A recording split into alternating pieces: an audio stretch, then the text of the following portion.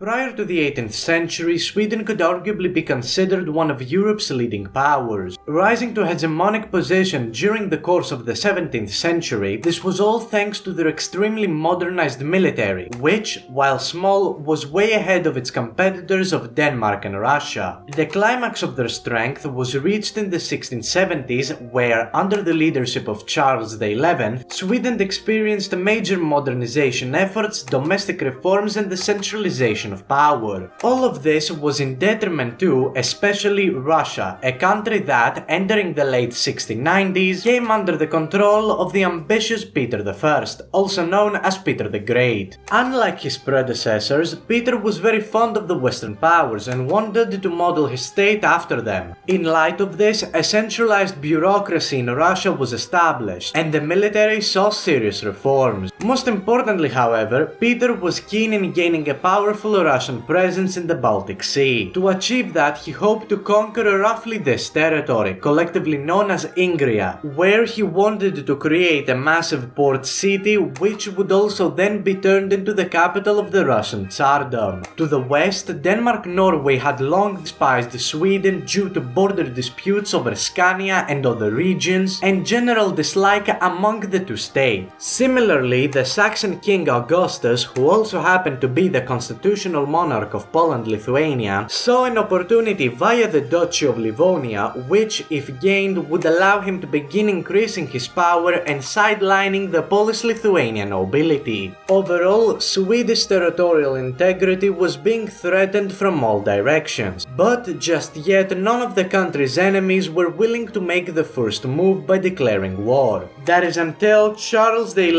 passed away in 1697 and his son Charles XII inherited the throne at just the age of 14. For Sweden's competitors, this was seemingly the perfect time to strike, and as a result they'd all declare war on Sweden in 1700, starting the Great Northern War. Despite his age though, Charles proved to be an extremely competent general in battle. In just 6 weeks after an amphibious landing near Copenhagen, he forced Denmark-Norway to sign peace. In the meanwhile, in the east, Russia was attempting to besiege and capture the major port city of Narva on the Baltic Sea. The siege itself was brutal, but as Charles made it to the scene, he managed to wipe the floor with the Russian army, despite his own army being fewer in number. With Denmark defeated and Russia neutralized for now, the Swedish king set his sights onto a new target: the capitulation of Poland-Lithuania. In a few months, Charles had already made his way to Warsaw, the Polish capital, a city which he soon captured with very little opposition. There, he deposed the Saxon king Augustus and installed Stanisław, a Polish nobleman, as a puppet ruler. This soon caused a civil war to erupt within the Polish-Lithuanian Commonwealth, as the majority of the nobility supported Augustus and were backed by Russia and Saxony proper. Not to be deterred, Charles moved swiftly and decisively by scoring a major victory in the Battle of Rastatt, which led to the full occupation of Saxony and subsequently Augustus's surrender. However, during this time, Charles wasn't the only one achieving victories on land, as up north Russia was bashing its head against the underdefended Swedish position in Ingria, eventually breaking through and establishing the city of St. Petersburg. The Swedish king, upon hearing the news, immediately redirected his army to head directly to Moscow, hoping to force the Russians to surrender right there and then. Yet, Peter had learned his lesson this time around after the Battle of Narva, and now Russia was fully prepared to tackle with the upcoming threat. Soon, the Russian army began to retreat, employing scorched earth tactics, something that eventually starved out the Swedes of resources. Thus, Charles ordered his army to enter into Ukraine, a region where he expected to count on support from the Cossacks and the abundance of wheat. This was exactly what Russia was hoping for, as behind the scenes, Swedish reinforcements from the Baltic Sea were halted, while the coldest winter in the past 500 years had set in. Ultimately, at the Battle of Poltava in 1709, Charles suffered a devastating defeat, being forced to flee to the Ottoman Empire for protection. From that point on, Russia retook the initiative by capturing most of of Finland and convincing Denmark, Norway and Saxony to re-enter the war. With enemies coming from all sides, Sweden reluctantly signed the Treaty of Nystad, a treaty which destroyed the Swedish Empire and cemented the rise of Russia as a major European player. Peter the Great proclaimed the Russian Tsardom an empire, and the capital was relocated to St. Petersburg. Sweden, for their part, continued their slow decline, eventually pulling themselves out of most European affairs and losing any significant relevance in the Great Power Show. That said, the Swedish defeat in the Great Northern War was not an inevitability, mostly being the product of several miscalculated decisions by Charles and some extreme competence by the Russian Tsar. Even at the end of the war, in the Battle of Poltava, the Swedes had the terrible luck to face the Russians in one of the coldest winters in the entirety of the millennium. So then, one can easily imagine a scenario where things had gone differently and, in some way, Sweden found itself victorious once more against its more powerful enemies. What if, in an alternate timeline, Sweden had won the Great Northern War? Well, where most people, when making the scenario, opt to use as a point of divergence the Battle of Poltava, I would like to take things to a different route. At the very beginning of the war, after the first failed siege of Narva by the Russians, they were left defeated and disorganized, soon returning to Moscow in order to prepare for future offensives. Charles, however, instead of taking this major opportunity to chase down the retreating Muscovites back to their capital, chose to go after Poland-Lithuania, since he viewed them as a greater threat. The change I would like to introduce is quite simple. Charles, recognizing that Russia poses a lot more danger than Poland-Lithuania ever could. This would allow the Swedes to chase down the Russian army immediately after Narva, eventually reaching Moscow by 1701. From there, I can imagine the Swedish army to turn around and have similar successes in Poland-Lithuania by capturing Warsaw, deposing Augustus and installing Stanislav as the new monarch, marching to Saxony and finally ending the war. The following peace diktats would entail total Swedish domination over the Baltic Sea and the crippling of all of their enemies. Poland would be solidified as a puppet state, while minor border corrections in favor of Sweden would take place in the border with Norway and parts of the Jutland Peninsula. Russia, though, would have it by far the worst. Major territories would be lost, ensuring they could never even think about approaching the Baltic. Furthermore, depending on how bold and assertive Charles is, he could very well overthrow Peter altogether and install a Swedish-aligned Tsar loyal to him, essentially turning Russia into a low-intensity Swedish client state. Of course, whether this actually happens is up for interpretation and depends a lot on how decisive the push to Moscow really was. As such, here I will introduce a split in the timeline, where in one scenario Charles does actually go through with his insane plans, and one where he doesn't, both changing history in fascinating ways. But before we continue, this is your reminder to go drink some water to keep your body hydrated. This is one of the most important things you can do as to keep yourself afloat, so do not underestimate the health benefits. And while you're at it, consider subscribing to the channel if you're enjoying the content thus far. Anyways, let's get back with the video. To start off, I am going to start with the latter scenario where Charles deposes Peter and installs a puppet Tsar on the throne of Russia. While this may seem extreme, the Swedish king was a bold and ruthless character, so him attempting something like this isn't off the tables. In fact, I'd argue it is the most realistic outcome. After marching directly to Moscow post a catastrophic defeat such as Narva, Russia would have no way of resisting, and Charles would basically be left to do whatever he wants. Who the new Tsar is going to be, I can't say for sure for obvious reasons. Though to me personally, Alexei Petrovich, the son of Peter, is the most likely. He historically was a staunch conservative and hated everything his father stood for. Following his ascension to the throne, he would immediately move to undo all of his father's reforms, effectively neutralizing Russia as a threat for now. This frees up Charles's attention in the short term to focus on other issues. For one, in the previous century, his father had significantly limited the power of the Swedish Riksdag, that is, the parliament. Now, upon achieving such high success, Charles is likely to either fully abolish the institution or to sideline it to the point where it doesn't hold any importance whatsoever. In spite of that, the Swedish king himself wasn't too concerned with day-to-day governance. As such, we may see Sweden develop into a militaristic absolutist state instead, as Charles was very fond of the military. Looking at the country as a whole, with its borders secured, we will likely see many policies be pushed as to stimulate trade across the Baltic Sea, essentially turning it into a Swedish lake. This would likely include the expansion of already existing ports such as Stockholm, Riga, Tallinn and Danzig, whilst introducing partial tax exemptions to merchants who exclusively trade via said ports. Basically, the goal would be to secure complete economic dominance over the entire region. To drive this point home, it is also a possibility that tariffs would be placed on foreign ships, discouraging activity from outside forces. Furthermore, post-war Sweden has puppeted and taken control over Poland-Lithuania, a state so dysfunctional it's hard to put into words. For one, the Sejm, that is the bicameral legislature of the Polish-Lithuanian Commonwealth, was riddled with issues, most prominent of which being the liberum veto. Under this parliamentary device, any noble could outright veto any proposal that was to be passed by the Sejm. In this current situation, you can imagine just how easy it becomes for countries such as Austria or Saxony to bribe a single noble and completely lock down the political system of the state. Such a system would obviously be unsustainable for Sweden's interests in the long term, and what I can see happening is Charles forcing the abolition of the practice soon after getting his hands on the country. On top of that, the power of the king could be strengthened, not quite turning it into an absolute monarchy, but ensuring that Stanislav holds significant power over his own realm. Lastly, Swedish allying magnates would be put in charge of key positions, at last making the state functionable but completely subjected to the Swedish Empire. This all brings us to the rest of Europe, where the Spanish War of Succession is still raging on, and historically Charles was offered to be a mediator in the peace tables once the war concluded, but he declined, singularly focused on bringing down the Russian bear. However, in this timeline, with the Great Northern War having ended in just 4 years, this offer becomes a lot more enticing. Of course, that is not to expect the entire Swedish army going on some glorious campaign against either France or Austria. Even these 4 years of war would have been exhausting for the Swedish population, and Charles himself would be too busy with securing control over his own country to lead another costly war with little to no benefit. Instead, I can see Sweden joining the conflict last second, preferably on the side of the underdogs, so it can get a seat in the peace conference, bringing prestige and recognition to this newly established great power. Out of the war, the Swedes may even come out larger by being given permission to occupy some seemingly insignificant northern German state. Yet, despite these successes, on the other side of the continent, major trouble is brewing. Russia, already not having the best history with being ruled by outside forces, would see the new Tsar for exactly what he would be, a Swedish puppet. Soon, after a small period of civil unrest, the military, with the backing of the Russian Orthodox Church, would launch a full-scale coup in Moscow, imprisoning Alexei and shortly after executing him. Sweden would be completely kicked out of Russia as a new Romanov more closely aligned with Peter's original thought, or some kind of clergy military figure becomes the Russian Tsar. With such a catastrophic foreign occupation, Russia may start to develop an earlier form of nationalism, which, unlike with the French Revolution of our timeline, would certainly be ethno-religious rather than cosmopolitan. The center point of this nationalism could possibly revolve around the Third Rome concept, with Russia not just positioning itself as the spiritual continuation of Byzantium, but as the military and the political one as well. Westernization would be discredited outright, and in its place Slavic culture and heritage would be elevated. To enforce these new values, the state could push imperial propaganda against especially Sweden, and decreeing Russia's destiny to dominate the entirety entirety of Eastern Europe. Efforts to modernize the state, similar to Peter's reforms, would also take place, though with the ultimate motive to restore Russian prestige and fight back against the apparent encirclement by Western powers. In some sense, this could be seen as the start of a proto-fascist state before the term even existed, though to a way lesser extent. Now, just because Russia is fuming with nationalism, that doesn't mean it would do something stupid like immediately declaring war on Sweden to restore their access to the Baltic Sea. Instead, I can imagine they bide their time, slowly modernizing and waging wars against the much weaker Ottoman Empire. Some border classes, likely revolving around the port of Azov, would quickly spark a Russo-Turkish war somewhere in the 1730s, a war that would quickly turn to the advantage of Russia. As a result, the Crimean Khanate would be completely annexed, setting up Russia on the road of Black Sea domination 50 years earlier than what happened historically. This swift and decisive victory would only strengthen Russian morale, eventually leading to the outbreak of a second war, which would see Russia solidify their position yet further. In Crimea, we could see the creation of a port city similar to our timeline Sevastopol, though most probably under a different name like Petrograd or Petroupol. Nevertheless, the progress Russia has made thus far, while impressive, is still not quite to the same technological level as their arch-rival of Sweden. In fact, the West would still view the Russian Tsardom as a backwards medieval state, despite their massive efforts of modernization. So, during this time's earlier period of Ottoman decline, the rest of Europe would be busy with a much more important conflict, the War of the Austrian Succession, a war that has the ability to turn the power of balance of the continent upside down. And this time around, we may actually see Sweden get fully involved on the side of the anti-Austria coalition, as to expand their influence inside of the Holy Roman Empire. Despite the opposition being equally divided as it was in our timeline, I personally do consider it possible that the Bavarians are able to march to Vienna with the help of the Swedish king and end the war way earlier than in our timeline. This would also mean that the conflict won't escalate with a British entry on the side of the Habsburg, leaving Austria with no one to back them in the following peace deal. The crown of the HRE and proper Austria would pass to Bavaria, while disconnected territories would be split between France and Spain. Importantly for the scenario, Sweden would be the one to occupy Mecklenburg and some other small duchies in Low Germany. This single action would alienate Prussia, making them realize that the Swedish Empire was not a reliable ally, which would result in them moving diplomatically closer to Britain. Meanwhile, to the east, Russia by now would have reached respectable levels of modernization, as their nationalistic government is preparing to go to war with Sweden in a climactic final confrontation. It is also important to note that the Habsburgs are not gone, remaining in Hungary, and being eager for revenge against France and Bavaria. These four countries would likely then move to become official allies, or at least sign some kind of mutual defensive pact as to combat the growing Franco-Swedish expansionist tendency. In response, the French and the Swedes would do something similar, setting the stage for this timeline's 7 years war. I expect the conflict to come soon, being sparked by something similar as our own history, like Prussia preemptively invading Saxony. This would force Bavaria, as the Holy Roman Emperor, to declare war on Prussia, soon followed by France and Sweden, leading to Britain, Russia and Hungary joining the Prussian side. Here, something becomes immediately clear. Despite Sweden being militarily stronger than all of their enemies, the Russians and the Prussians are in a much better position to win this war. This is simply due to one factor, a factor which is going to cause Sweden's downfall. That is of course the population numbers. Historically, by 1750, the entirety of Russia had approximately 21 to 23 million people, while Sweden had just 2 million, a 1-to-10 ratio difference. While it is true that the Swedish Empire is much larger here, their population is still less than 11 million, a number that results by also taking into consideration the Polish-Lithuanian Commonwealth, while Russia is more than likely almost identical. Even with superior leadership, in the long term the Swedes would simply not stand a chance against Russia.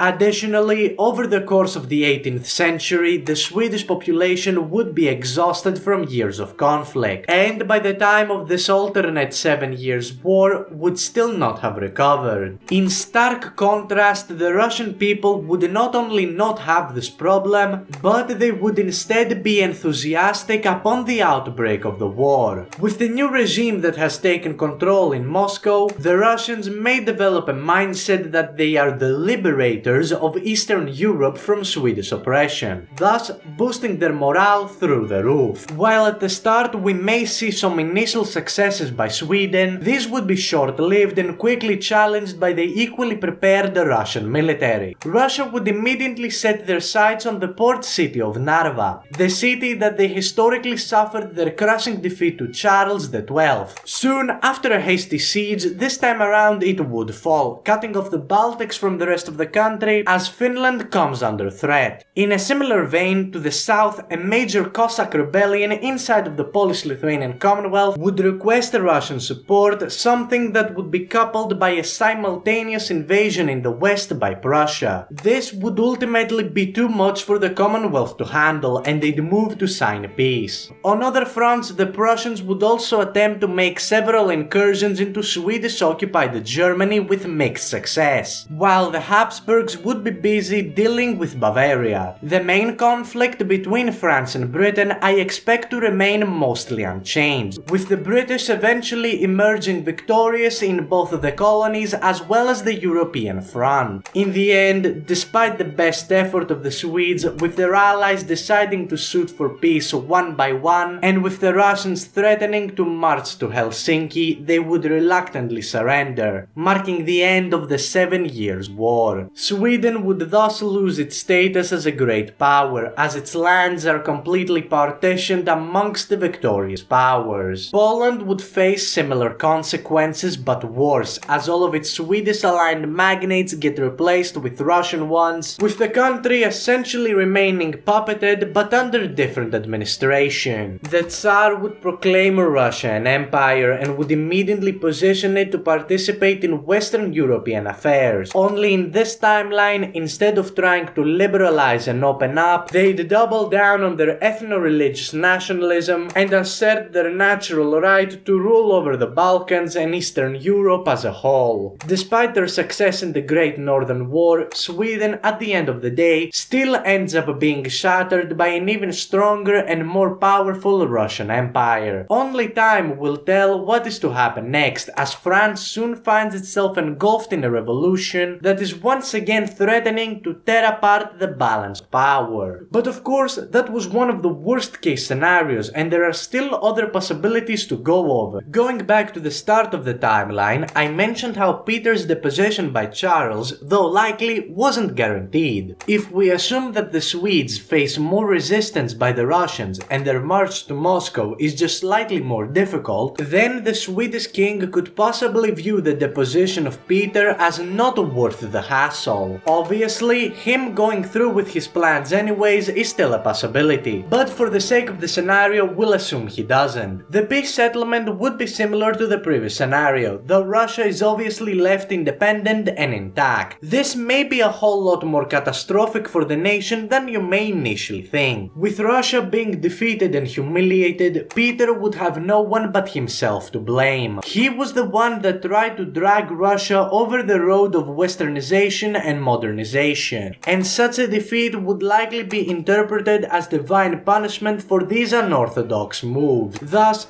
Peter's popularity would dwindle shortly after the war, and he would lose the very little respect he had in his own country. This would all culminate in a violent overthrow of the Tsar and the ascension of Alexei in this timeline also, however under vastly different circumstances. While in the previous scenario Alexei was despised by the Russian people for being a Swedish puppet and for dragging their nation into the mud, here he would be seen as a hero who liberated isolated Russia from Western incursions into their country. Alexei would work tirelessly to undo everything his father worked so hard to achieve, basically bringing Russia back to the medieval ages. He himself was highly religious and fiercely orthodox, and as such he would move to reinstate patriarchal power by reversing the church's subordination to the state. Furthermore, the military reforms brought about by Peter would be halted, and a return to traditional models of feudal levy would ensue. Russia is likely to stop thinking about expansion into the Baltic, and instead focus on their more natural enemies of Turkey and Persia. However, with such a technological lag, I consider it unlikely that they make any serious progress against either of these powers. It is possible, though less likely than in the previous scenario, that some kind of war with the Ottoman Empire breaks out in the 1730s, a war which, unlike before, would not be a glorious Russian victory, but instead a draw that slightly benefits the Turks. The rest of history progresses in a similar flow as described previously, though Russia is becoming less and less relevant as we enter into the 1750s. Then, as the alliance structures are slowly being set in place, the new Russian Tsar, probably a son of Alexei, would see this as an opportunity to take revenge on Sweden for their defeat in their Great Northern War. As a result, they would be dragged into the British sphere of influence, something that Britain would allow as they realized that Russia could make for a decent distraction while they fight the main war in America. Thus, when war does eventually break out, the Russians would move on the offensive, hoping to capture the Baltics and Ingria. Conversely, they would meet with the much more modernized and professionally led Swedish army. At this point, all of the issues that would have been plaguing the Russian state would become very clear. Decaying institutions, a bloated nobility, no educational base, and a frankly backwards and medieval military would all add up to reveal a Russia that has been fundamentally stuck in the past. The Swedish army would easily march to Moscow with little to no resistance, before turning around to the west and squashing the much smaller but way stronger Prussian state. By the end of the war, there would be no peace deals to be had. Sweden wouldn't even need to install a puppet Tsar, as they would dictate terms so harsh that Russia would practically become paralyzed for decades upon decades to come. The borders would again be pushed even more to the east, while Poland would receive an excessive amount of territory, including major cities like Kiev and Smolensk. To add insult to injury, the western provinces of the north would permanently become demilitarized, while the Russians would be settled with massive war reparations and tribute. Prussia would also be destroyed, with Sweden solidifying their position in the Baltic Sea, while the Habsburgs, despite technically being a defeated power, would not only rebound but also receive Silesia. Overall, at the end of the scenario, Sweden stands as one of the most influential great powers in the entirety of Europe and by extension the whole world. However, their fundamental issue of low population still looms over its impressive achievement, something that could prove to be disastrous, especially if some Napoleonic figure rises out of the ashes of the upcoming French Revolution. But with that, I am going to end the scenario here. Thank you so much for watching. If you enjoyed the content, make sure to leave a like, subscribe and comment below what you thought of the video. And if this video gets 4,000 likes, I may make a part 2 going in depth into the Napoleonic Wars and discussing what the potential aftermath would look like and Sweden's role to play in it. But anyways, that's all for now. Tot ziens and have a great rest of your day.